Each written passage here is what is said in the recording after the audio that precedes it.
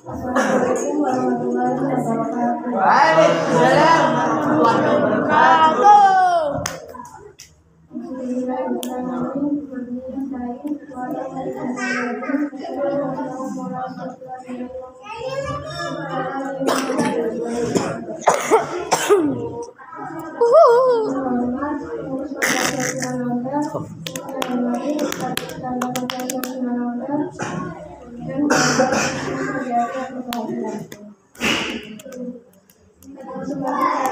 Kemarin aku ke sekolah tuh cuma yang saya hormati bapak, mas-mas dan adik-adik yang sekalian, cuma gitu, gak ada guru, gak ada ustaz-ustaz.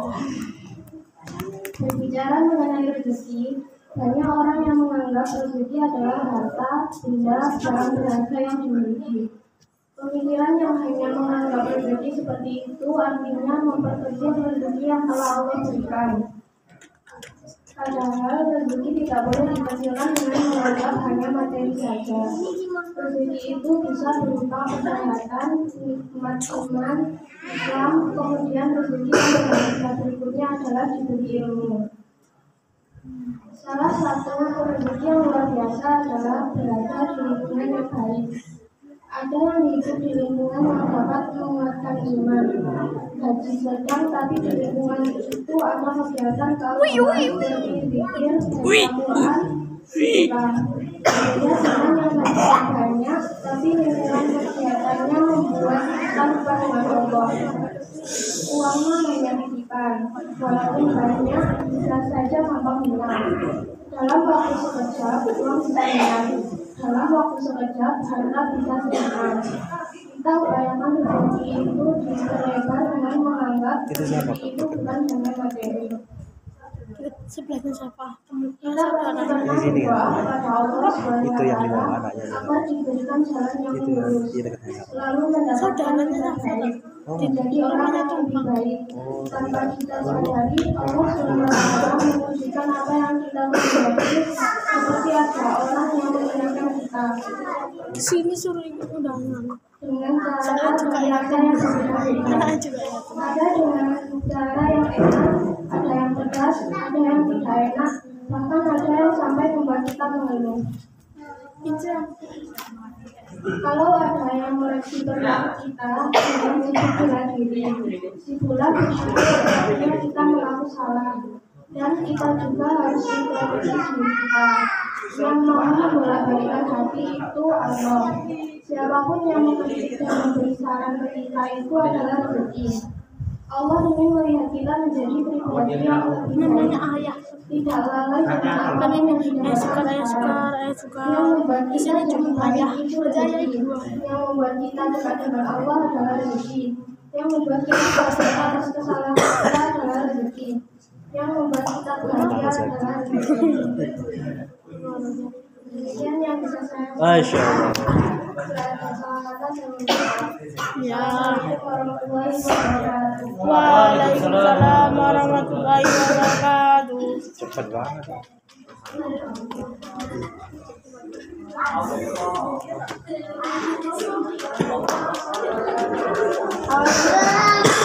Allah.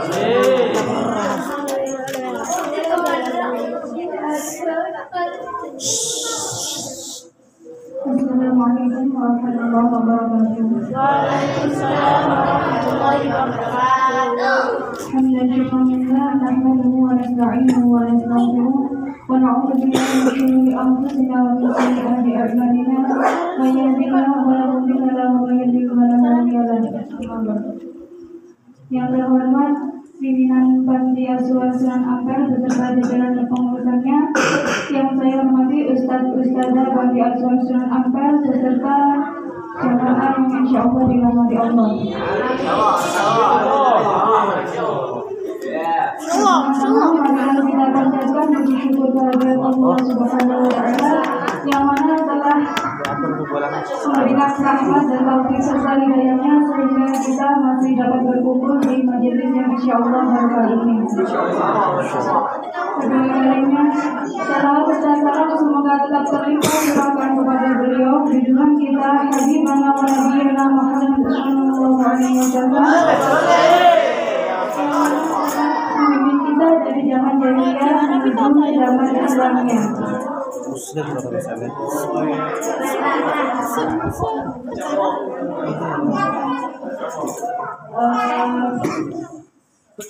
Ini saya nggak nyebutin ini ya, nggak nyebutin temanya. Nanti ada di akhir siapa yang tahu temanya akan dapat hadiah. Apa hadiahnya apa hadiahnya? maksudnya apa? Terdapat dua tipe manusia yang mana ketika dia mendapatkan suatu masalah.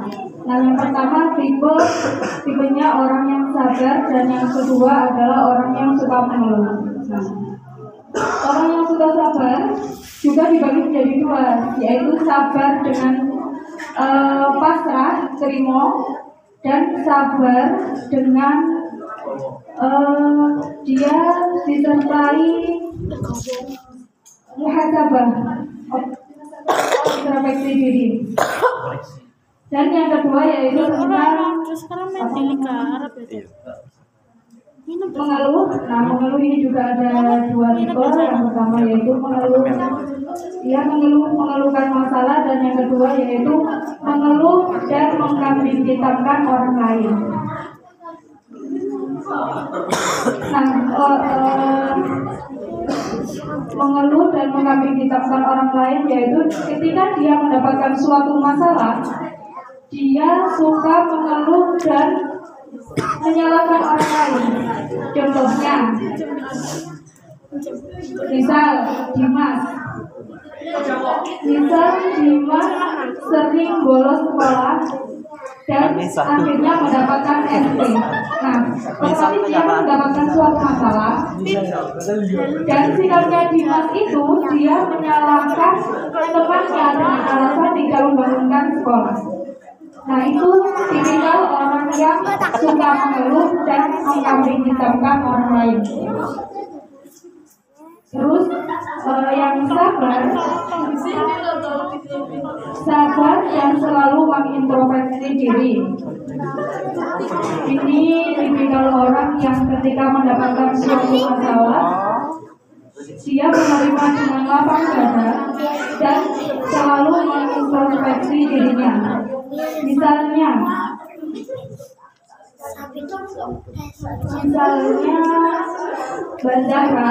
Zahra punya masalah dengan Amel. Nah, oke, secara tidak langsung kan berarti ada masalah di antara mereka berdua. Tapi di sisi lain, misal aku di pihaknya Amel, di sisi lain mikir, oh mungkin karena aku punya salah sama si Zahra, makanya kita ada masalah. Jadi aku harus memperbaiki diri. Contoh misal. Jadi jangan suka menyalahkan orang lain atau mencari-cari kesalahan orang lain. Kita, apa yang terjadi pada kita, kayak orang yang misal julid sama kita, selalu mencela kita, itu bukan sepenuhnya salah dari orang yang orang yang mencela kita. Tapi di sisi lain mungkin ada dosa-dosa kita di masa lalu yang sudah menyakiti orang lain juga. Intinya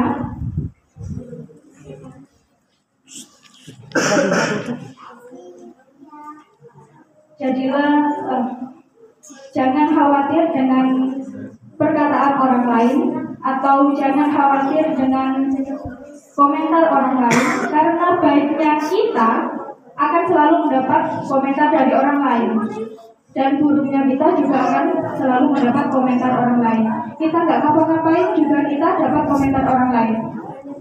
Emang pada dasarnya manusia suka berkomentar. Jadi jadikanlah komentar-komentar itu menjadi agar kita menjadi orang yang menjadi lebih baik. Jangan nilai komentar orang selalu negatif, pikirkan positifnya juga. Oke, mungkin itu aja ya singkat.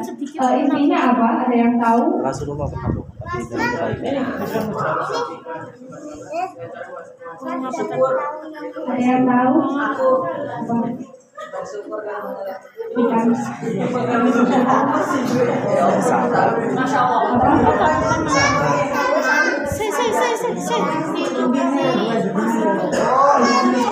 Bersabar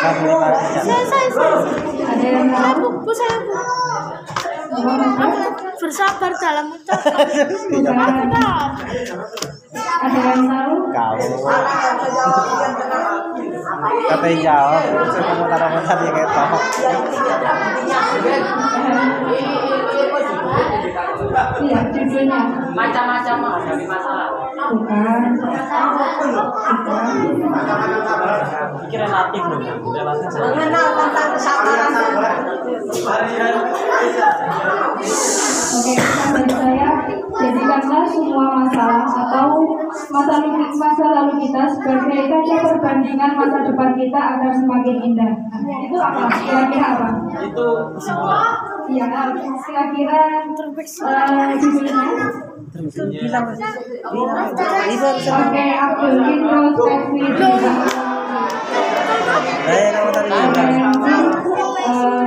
Mungkin saya juga mohon maaf kalau saya juga banyak menyinggung semua. Hadiah terus. Assalamualaikum warahmatullahi wabarakatuh.